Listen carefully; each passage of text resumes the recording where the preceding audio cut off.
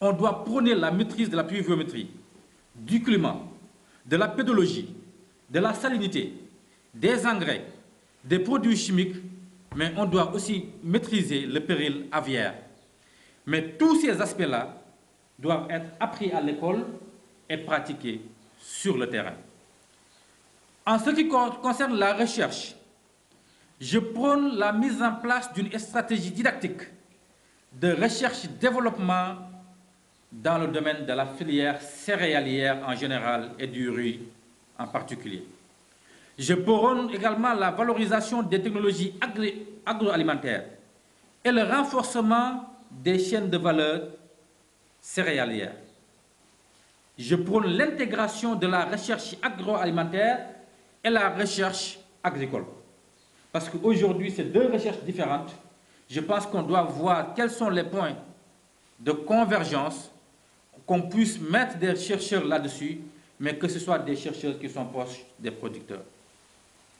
Je m'en vais également vous parler de la digitalisation. On sait tous aujourd'hui qu'on est dans un monde connecté et interconnecté. On n'est plus dans l'ère de la production familiale. Donc, il nous faut digitaliser progressivement notre agriculture. Il nous faut digitaliser les infrastructures, les aménagements, le débit d'eau et la côte du fleuve Sénégal. On doit pouvoir le maîtriser. On doit savoir chaque moment quelle est la côte du fleuve Sénégal et quel est le débit d'eau permissible pour pouvoir maîtriser l'agriculture du riz. On doit aussi pouvoir digitaliser les données météorologiques. Comme le cas de la pêche, chaque agriculteur doit pouvoir connaître ces données-là. Il nous faut digitaliser également les potentiels agricoles réels du Waalo en général et de la vallée du fleuve dans sa particularité. Il nous faut digitaliser le cadre institutionnel, les fonds, les agences, les sociétés, les départements ministériels, les directions ainsi que les associations et organisations paysannes. Ceci met fin à ce que j'appelais la solution prônée pour les institutions. Aujourd'hui, je m'avais parlé du secteur. Dans ce domaine, je prône la structuration et l'organisation. Il est temps qu'on transforme progressivement nos paysans à des agro-entrepreneurs. Il est temps qu'on ait des acteurs qui s'enrichissent de par la sueur de leur front. Il est temps qu'on puisse prôner la transformation progressive des exploitations familiales en agro-entreprises. Il est temps qu'on mette en place un système d'homologation de nos semences et de nos intrants. On ne doit pas laisser à quiconque qui le veut vendre des semences ou des intrants à son nom. On doit pouvoir les homologuer. Il est temps également qu'on mette en place des agréments pour les fournisseurs, que ce soit les fournisseurs de semences et les fournisseurs d'intrants. On ne peut pas parler du secteur du riz sans parler de la mécanisation et des équipements. En ce qui concerne la mécanisation, je prône la mise en place de directions chargées de la mécanisation. Cette direction-là aura pour rôle de prôner le transfert de technologies et de compétences afin qu'on soit autonome du point de vue de la mécanisation.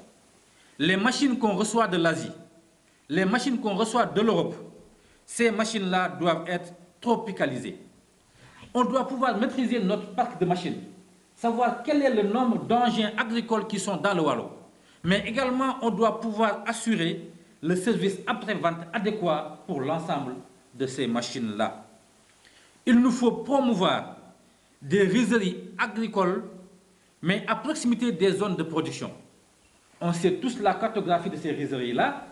Il nous faut les mettre à côté des zones de production, les équiper de trieuses pour séparer le riz entier du riz brisé, afin d'assurer une meilleure homogénéité, mais aussi une meilleure propriété de ce riz-là.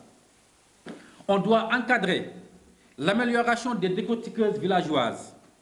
Pour une meilleure qualité de riz, on doit les adjoindre des accessoires supplémentaires, que ce soit des séparateurs trieurs, que ce soit des blanchisseurs, polisseurs.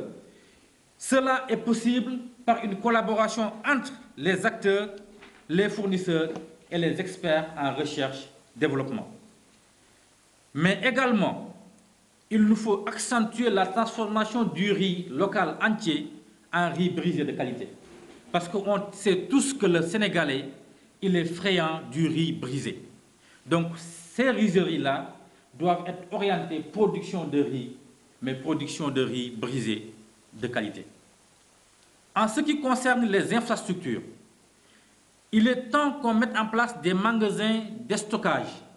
Mais ça, dans la planification spatiale que je prône, j'avais parlé des aménagements, j'avais parlé des routes, j'avais parlé du transport multimodal, terrestre et fluvial. Ces magasins, on doit les mettre dans les nœuds de ces transports-là. Entre le transport fluvial et le transport terrestre, on met des magasins. Parce que ces magasins nous donnent la possibilité d'accentuer le nombre et la quantité de riz mobilisables. On doit planifier l'amortissement des aménagements agricoles, y compris les ouvrages hydrauliques et les ouvrages électromécaniques. Étant un ingénieur de conception, je pense qu'il nous faut mettre en place de la maintenance préventive, de la maintenance curative et de la maintenance palliative. Et cela est possible, mais dans une approche systémique pour l'ensemble de la vallée du fleuve Sénégal, pour pouvoir anticiper sur ce que moi j'appelais tout à l'heure les opérations préalables aux campagnes agricoles qui sont des OPCA. Il nous faut également ces campagnes-là, les planifier à l'avance, y travailler avec les acteurs, les coopératives et les unions, dans une dynamique proactive. Le monde aujourd'hui n'est plus un monde de réaction, c'est un monde de proaction. Il faut mettre la réflexion avant l'action. Il nous faut aussi mettre en place un programme d'hydraulique agricole adossé à une autonomisation énergétique.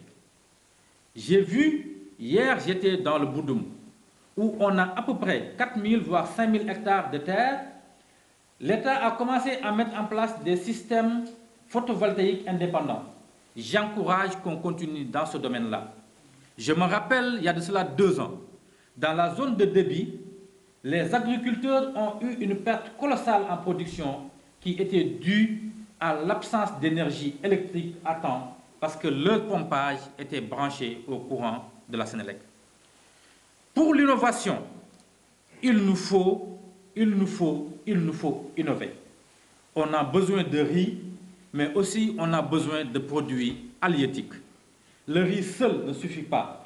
On a notre fameux Thiéboudjen national. Allons vers des champs intégrés, riziculture, pisciculture. Comme ça, on pourra produire et du riz et du poisson. Je termine mon intervention par l'environnement. Il nous faut prôner dans notre démarche le respect de l'environnement et le respect de la biodiversité. On sent tous la chaleur qu'on commence à subir dans le Waalo. C'est dû, à mon sens, à une déforestation qui ne dit pas son nom. Il nous faut des aménagements intégrés. Il nous faut des aménagements responsables et éco-responsables. Il nous faut également faire une prévision de superficie proportionnelle, définir la proportionnalité entre les agriculteurs riz et les éleveurs sylvopastoraux. Ces éleveurs-là dépendent des forêts pour pouvoir nourrir leurs bêtes. Ils font partie des Sénégalais. On ne doit pas promouvoir le riz au détriment de ces agriculteurs, de ces éleveurs. Et la plupart de ces éleveurs ont été là avant les aménagements agricoles. Il est temps de les prendre en compte dans la planification qu'on fait. Mettons en place une proportionnalité et au-delà de ça, renforçons leurs zones sylvopastoraux par du reboisement, par des espèces végétaux que les animaux, végétales, excusez-moi, que les animaux vont utiliser. Il nous faut aussi prendre en compte les parcours sylvopastoraux en prélude aux aménagements agricoles. La plupart des conflits éleveurs-agriculteurs viennent du fait que les cheminements sylvopastoraux sont la plupart du temps aménagées en zones irrigables et cultivables, sans l'implication des éleveurs qui y passaient depuis des centaines, voire des millénaires. Il est temps que ça cesse. Il est temps qu'on mette les acteurs et les parties prenantes aux mêmes tables que les experts et les ingénieurs qui conçoivent les projets.